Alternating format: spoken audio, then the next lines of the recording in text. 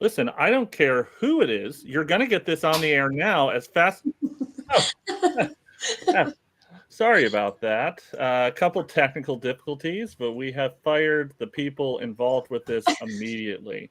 So thanks for joining us. This is a slightly delayed Coffee Talk with Serge. My name is Ryan Kovar. This is Mick Baccio and Audra Streetman.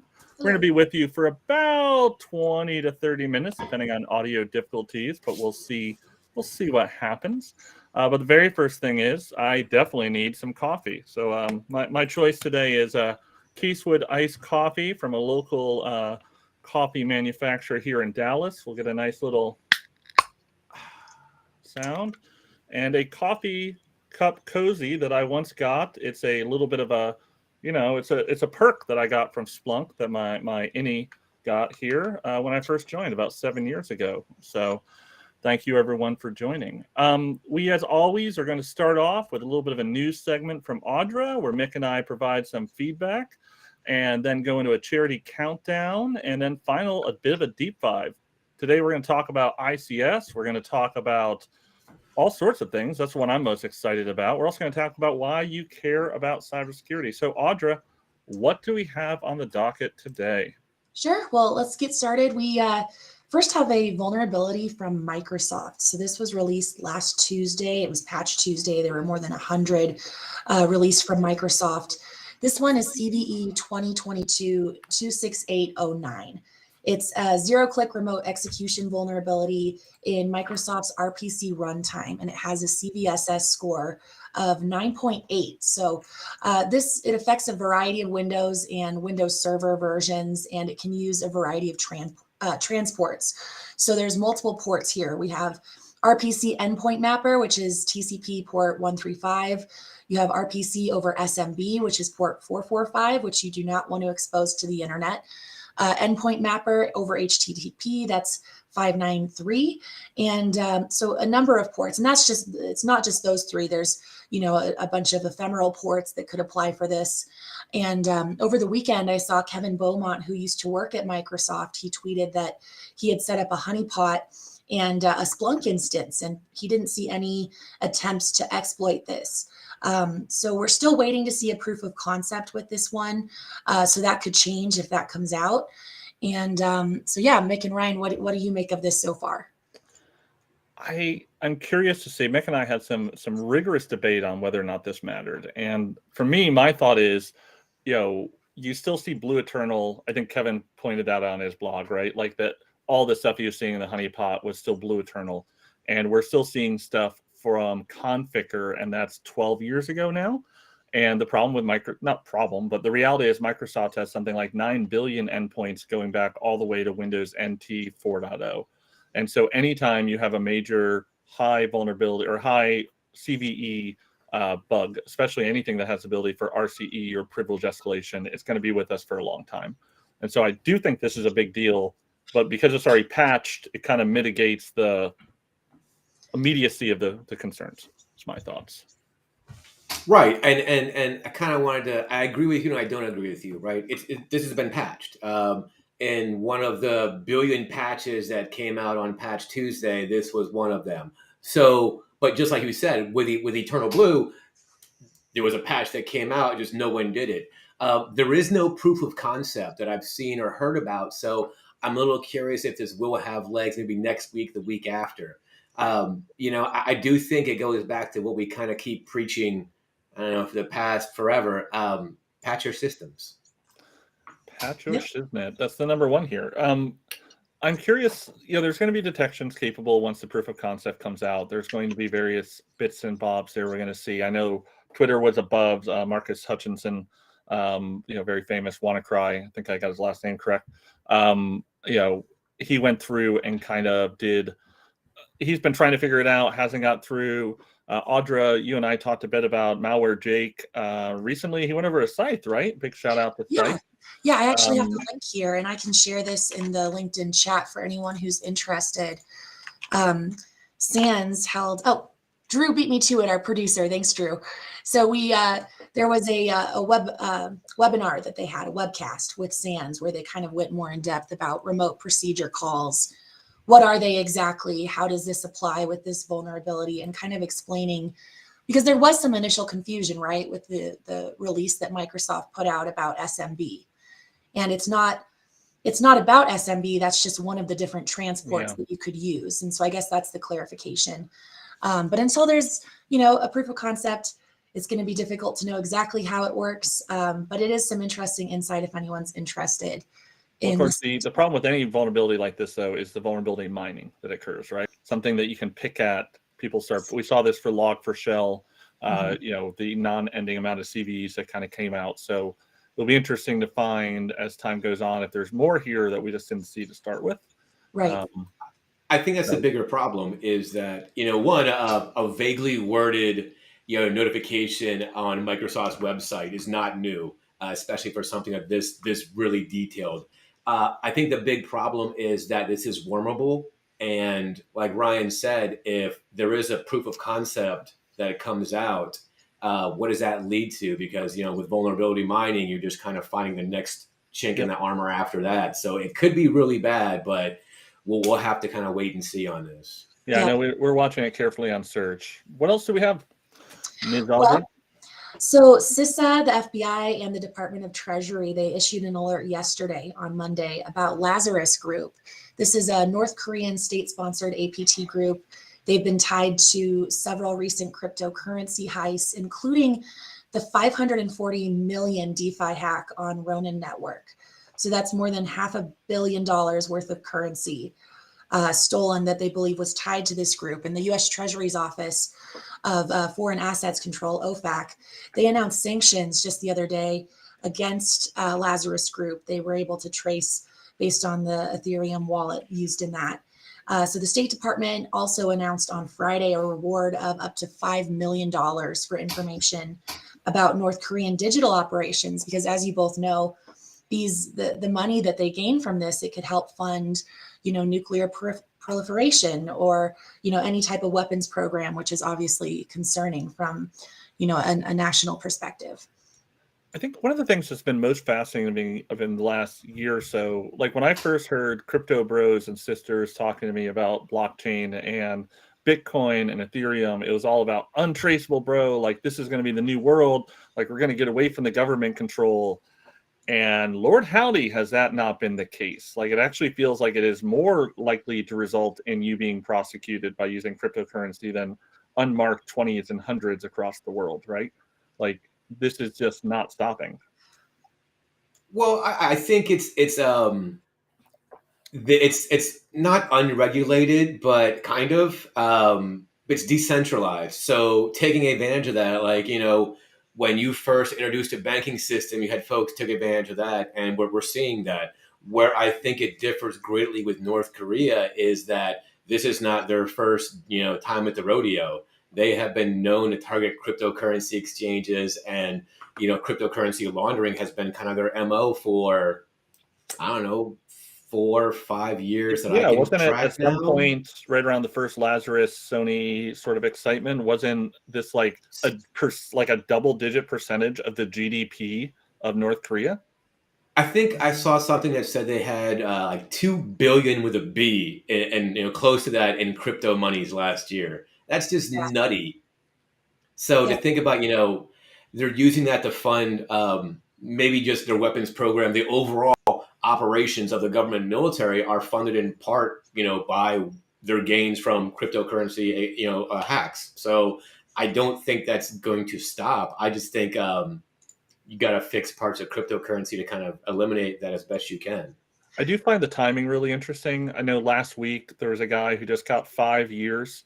He went to North Korea to speak at a cryptocurrency conference, an American guy, and he got 5 years for breaking sanctions of helping North Korea got 5 years for helping North Korea break its sanctions, according to the FBI. And so like 5 years, and then this came out. So people are paying attention. I personally wouldn't put North Korea on my course list. Yeah. Yep. And if you know anything about it, you could get $5 million to all right. Don't go to North Korea. Now I know how you're spending your evenings, Audra. I thought you were just working. It's actually just peeling back. So. Yep. All right, so next story, right? We have another alert. This is from CISA with the Department of Energy, the NSA, and the FBI. They are warning about custom-made tools developed by APT actors to target industrial control systems. So that includes the electrical grid, water utilities, and then basically any system that use particular SCADA devices, which are listed in this alert. So the actors could compromise Windows engineering workstations, and this is through an exploit of a vulnerability in the ASRock motherboard driver, so it's kernel level. And the concern here is that the APT groups, they could elevate privileges, they could move laterally, and then ultimately disrupt operations. And this actually ties in to Sunday night's 60 Minutes episode on CBS. The network interviewed CISA director Jen Easterly about the threat of Russian cyber attacks targeting the US and critical infrastructure, and how our lives are so dependent, on water and electricity and all of these things. So there was also an interview with Robert Lee at Dragos about the history of Russian cyber attacks targeting the Ukrainian electrical grid, along with the Russia-linked Triton malware. You might remember it shut down an oil refinery back in 2017 in Saudi Arabia. So Dragos, I thought this was interesting. They've obviously been doing a lot of, gathering a lot of intelligence about these APT groups from Russia. Activity clusters. Activity clusters. Clear activity clusters. Not intrusion testers. They don't Yes. do, yeah. That's I don't want an angry fair. Rob Lee calling me. His beard is more powerful than mine. Well, how interesting is it to hear about Triton malware on 60 Minutes, getting mainstream attention? Anything that makes my father-in-law believe that I have a real job and not just playing with printers is all I look for in life. So it's by playing with printers, you mean just I can't make them work. That's what you mean. I made them work in the trash. I threw mine away. Fair. No, I agree. I think this draws so much attention to the idea of cyber attacks, and it's becoming more common because the attacks are becoming more common. So more awareness is I think there were some I guess hyperbole in the piece. The dark arts of cyber. Wow. In a world of cybersecurity, only one man with the dark arts can make a difference. But again, I thought it was digestible. I thought Rob did a fantastic job. I'm not going to talk about his typing. Brian, you can talk about his typing.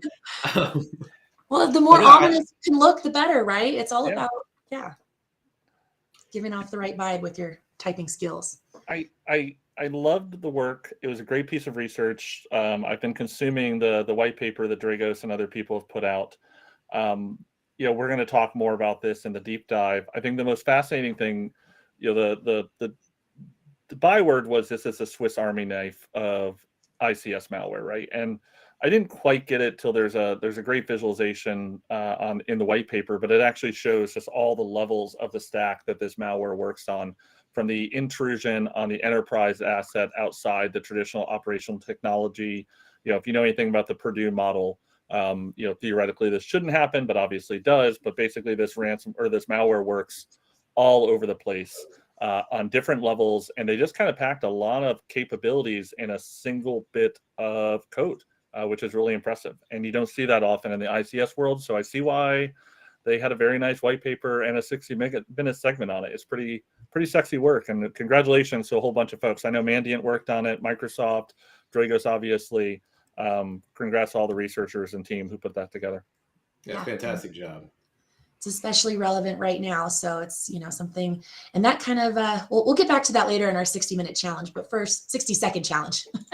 We'll make it a whole hour today, but I know, Ryan, you had some mentions. Yeah, we had a couple people reach out and they said, hey, we love what you guys are doing, but we are Splunk stuff. We're not watching you just because Ryan's handsome.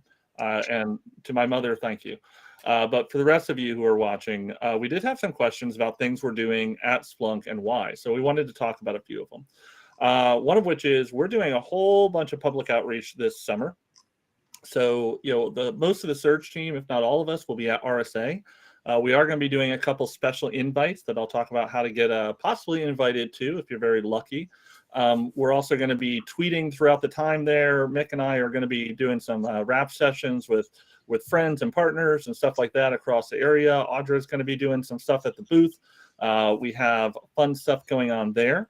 If you're curious about how this is going out, we're going to start sending out a quarterly newsletter from Surge, which you can get to via the Surge sign-up page. Drew, if you have that around or someone can post that in the link, feel free to send that. Right now, the verbiage says it's only for alerts, but we've had so many people reach out just wanting more information. We're going to be changing some of the verbiage. We'll be doing it for alerts and also just updates on what we're doing quarterly. Mick, what are you doing at B-Sides? Something about a keyboard? Did they run out of people? Yeah. And a much delayed B-Sides charm. It was 2020 and it's been pushed back a few years. 2022, I am keynoting the Sunday, May 1st. So if you're in the area, come on down and check it out. That will be awesome. And then Drew, Mr. Producer, if you can bring up, we obviously, Splunks.conf 22 is happening very soon. Surge and all the folks involved with Surge, you might only see the three of us, but there's actually a very large group of contributors and core team members. Each one of these presentations has a Surge member and a Surge or threat research team, Splunk security threat research team focus. Really recommend taking a peek at all this great work. I can personally vet it. These are going to be fun things that people are going to be going through and discussing. You're going to see a whole bunch there about ransomware. For those interested, we'll probably post a photo of this up in the Slack channel comments as well, just so you can take a look. You can still register, attend in person or virtually. So take a look there. Obviously, we're still doing Boss of the SOC as well. And then the final two things I want to talk about, we're going to start a new segment called Coffee Talk with Kovar. And it might be Coffee Talk with Mick, or it might be Coffee Talk with Audra. But the first two we're going to do are really deep dives on a subject. I have one coming up, and I believe we're going to be airing it next week, and it's going to be on an APAC time zone, but recorded both in LinkedIn Live and YouTube. A deep dive on ransomware, the ransomware research that Shannon Davis just did, and the white paper he released. And then probably in 3 weeks after that, we'll do one with the threat research team, from Splunk threat research team, about the detections that they've been doing, talking about the wipers and all sorts of things like that. And of course, you can catch us every 2 weeks here on LinkedIn Live, YouTube, Twitch, and all your favorite providers that Splunk will pay for that we can figure out how to get our news out to. So there's our blatant pitch. Why? Because they pay for my shirts. They pay for our cozies. I'm getting finger trapped soon, flag. They basically pay for Mick's Nikes when he feels bad. So we have lots of things. So blatant, shameless plugs over. Let's hit up our 60-second charity challenge, Mr. Drew. Maybe. We'll figure this out. And now, Splunk's Cybersecurity 60-second charity challenge. Remember the rules. You've got to get through an entire subject in 60 seconds, or you donate to today's charity of choice. Good luck! Okay, Audra, what do we have on the docket today? All right, so this ties back into the 60 Minutes interview from the weekend. The host, Bill Whitaker, he asked Jen Easterly at CISA that if someone's sitting at home watching 60 Minutes, why should they be concerned about a cyber attack in the United States targeting critical infrastructure? So I wanted to pose that question to both of you and see how you would respond. So I guess we'll start with Mick. Okay. So it's hard to make people care about a potential cyber attack. I have a hard enough time making people care about actual cybersecurity. One, it's complicated, and people generally ignore complicated things unless they do their own research, which has its own drawbacks. Two, it's hard to convince people that something they rely on every day is held together by a series of welded tubes and software, neither of which have been updated since the Nixon administration. No one cared about the plumbing in Rome, it just worked. Until it didn't, but by then it was too late and you're standing ankle deep in mud while a fiddle plays faintly in the distance. Now, there have been large-scale cyber attacks before, like identity theft and theft of customer data, but nothing is shut down. The world has kept it moving. And because of that, it's even harder to convince people of a tangible threat to their daily lives. But an attack on industrial control systems, SCADA systems, things that we're seeing an increase of, that's a problem. That's when things shut down. That's when the lights go off. No more water, no more Netflix. These are cyber attacks with destructive intent targeting the things we would use every day. And if we don't take steps soon, I feel we'll have our own ICS version of Rome. I Wow. like the tie back, start to finish. Yeah, You could have even talked about ICS in Rome. I mean, they had Vitruvius, you got the aqueducts, you had the barbarians cutting off the aqueducts, you had lead the in the lead pipe. plumbing. I mean, really, is this the end? Also, I only had loving 60 all the seconds. comments today. A whole bunch of people from all over the world. This is pretty exciting. I got nothing on that. I'm just happy to see folks participating. Good times. Okay. I'm ready, Drew. Hit me up. So listen. Nope. Uh-oh. We got to make sure we're on time. Go ahead. There's absolutely no part of your life that is not threatened in some way from a cyber attack on ICS and infrastructure. On a macro scale, from your water to your power, to the food on your table via computerized tractors that are using GPS to make sure that they're rowing in straight lines, all the way to the warfare that's currently happening in Eastern Europe, where the drones that are being powered by Starlink are now arguably in the rules of engagement for warfare. On a micro scale, from your Amazon shipments for Christmas toys all the way to the LinkedIn account that you're using to try to get a job, to your bank accounts to make sure you have enough money to pay for those Christmas gifts, every part of your world is somehow tied in an aspect that touches ICS data, whether that be power or otherwise. Thus, cyber attacks are a threat to your way of life. And a huge issue of this is, how do you defend yourself or your family against cyber attacks? Because frankly, there isn't exactly a cyber Second Amendment that you can turn to. Finally, this is the time to play Sarah McLaughlin's sad song about abused animals.mp3. If you don't worry about cyber attacks at home, the number one issue I have is I might not even have a job. Well, that is a fair concern for you specifically. I will remember me. Something. That's all I got. So who's the winner, Audra? I want the winner. Better be me. The winner, I first want to tell you what Jenny Sturley said when she was asked this question, because I think she had a great response.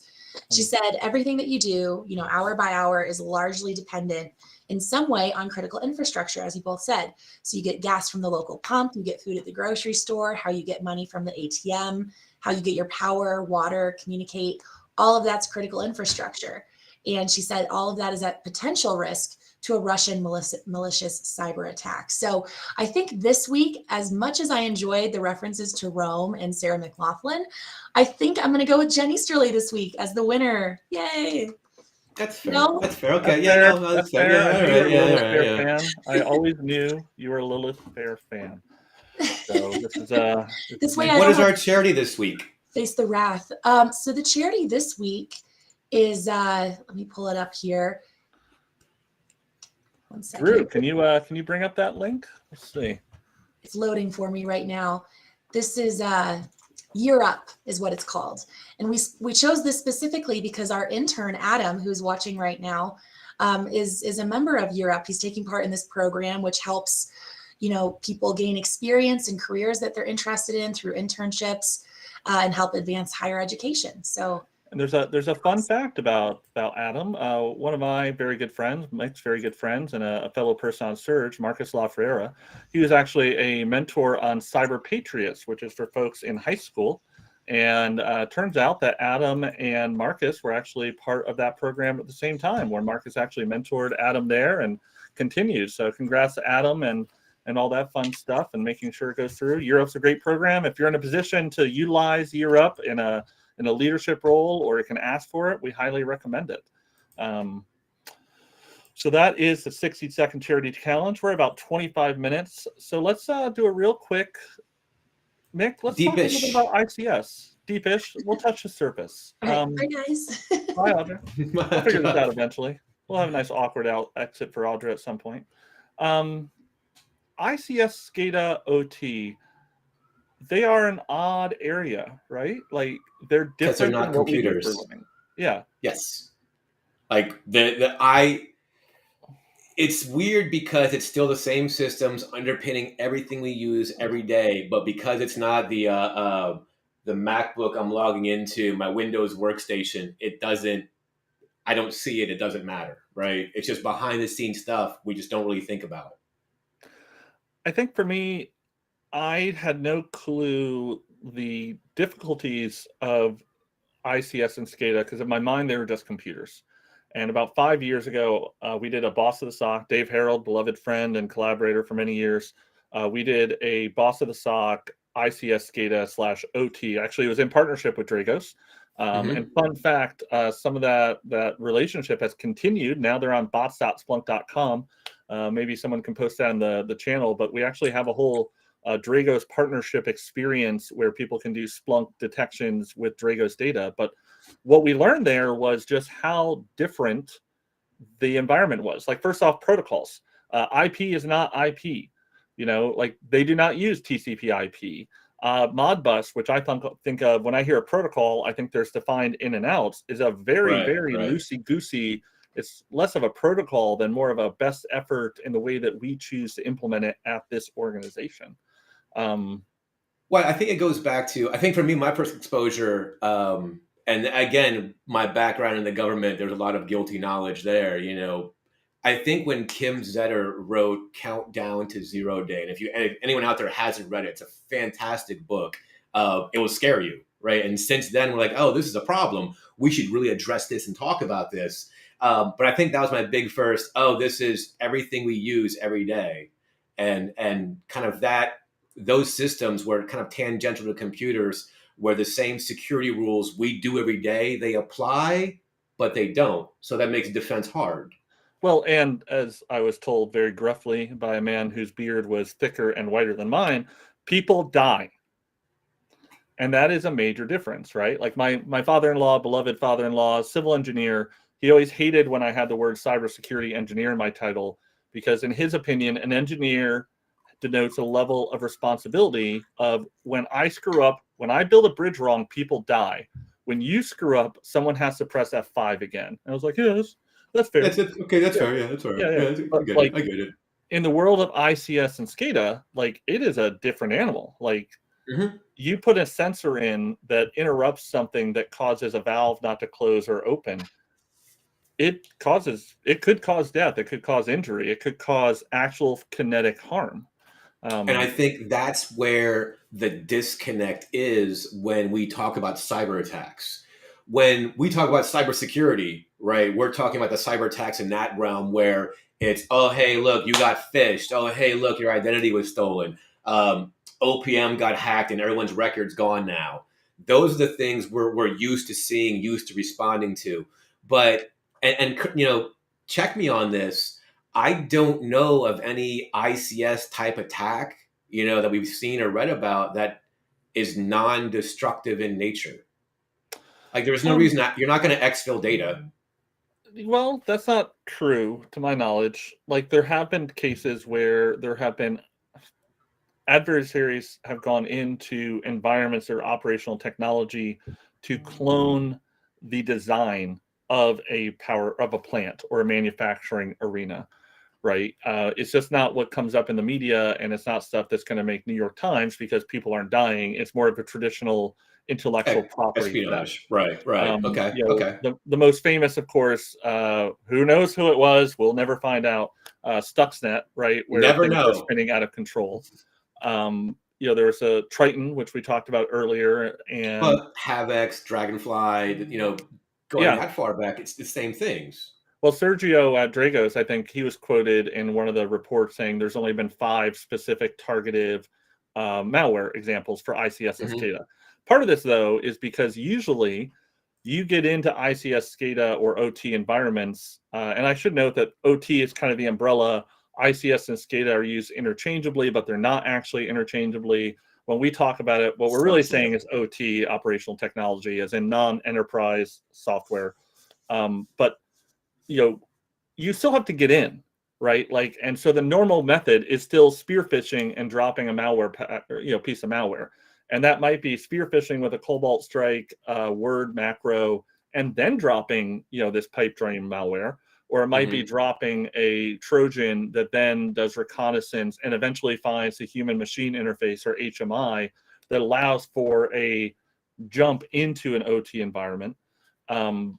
At somewhere, a lot of OT environments do eventually touch the enterprise network, which is the issue. Well, they have to, right? The idea of a segregated network. Are air-gapped. That was the whole Stuxnet world, right? Right. Or they're air-gapped, right? And we've all been in environments, you and I have worked in enough environments where I've just never seen that 100% be true.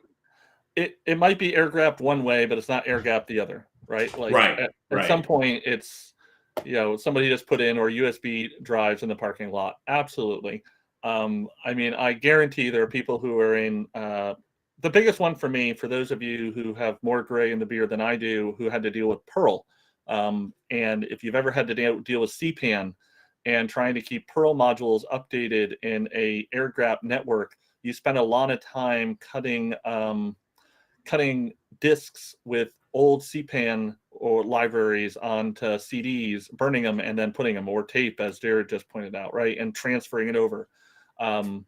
These are issues, and they're real, and this happens for ICS and SCADA networks. If you're a large company, there's probably a good chance that you have an OT network connected to your environment, even if you're not manufacturing. If you have air conditioning, if you have HVAC, if you have backup diesel generators, if you have, there's just so many areas there that people aren't looking for. Start taking a look, at least be somewhat educated. I was not 5 years ago. I did a very, very high level. And it really changed my perception of just a whole different world of cybersecurity and technology I didn't know about. I would be remiss at this point as well not to bring up the fact we do have something for enterprise security at Splunk called the OT security add-on. There's many authors, but the one I always think of is Chris Duffy, who's a great gentleman who focused formerly from the O&G world, oil, natural gas. There's a lot of good work there. Highly recommend looking into it. We are slightly over because of our technical difficulties and just the incredible stuff that Audra put together to talk about today. Mick, anything that we should talk about before we close? No, thanks for everyone for sticking around. I think we're back in 2 Tuesdays. I know you've got a special coffee talk with Kovar coming up. And talk about some ransomware. It's going to be fantastic. This weekend, I've got some Thrunters coming in town. And yeah, 2 Tuesdays, we'll be back. And then we're at RSA. You can find us there. We'll be tweeting stuff out, and you can buy us coffee. We'll be doing a real one. Thank you, everyone, for joining. Drew, close us out. Themesong.mp4.